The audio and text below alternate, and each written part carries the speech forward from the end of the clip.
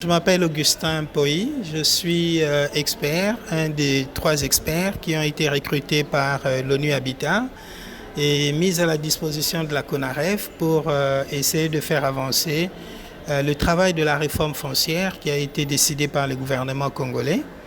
Alors aujourd'hui, nous avions organisé une réunion avec les organisations de la société civile pour essayer de faire le point sur l'état d'avancement de la réforme et voir comment nous pouvons envisager des communs accords, des perspectives pour la suite de cette réforme. Il y avait comme avec la Covid une sorte de rupture en termes de communication qu'il fallait restaurer pour pouvoir informer où est-ce qu'on en est avec ce processus et comment nous comptons l'articuler pour les jours qui viennent.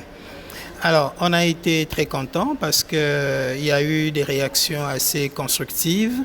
Des questions ont été posées auxquelles des réponses ont été apportées et nous avons reçu des suggestions pour voir comment nous pouvons avancer avec cette réforme après ou avec la Covid. De manière générale, nous avons reçu des recommandations qui vont dans le sens de continuer les consultations provinciales, non pas virtuellement comme ça a été envisagé, mais de continuer les missions envers des provinces.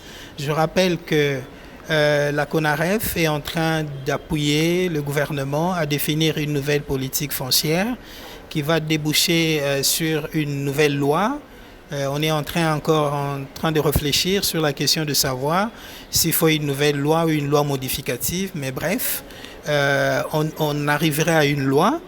Maintenant, nous allons poursuivre ces consultations au niveau des provinces pour aller dans les provinces où nous n'avons pas été. Sur les 25 provinces, on a travaillé sur 9 provinces. Il y a encore 16 ou 17 qui restent à couvrir.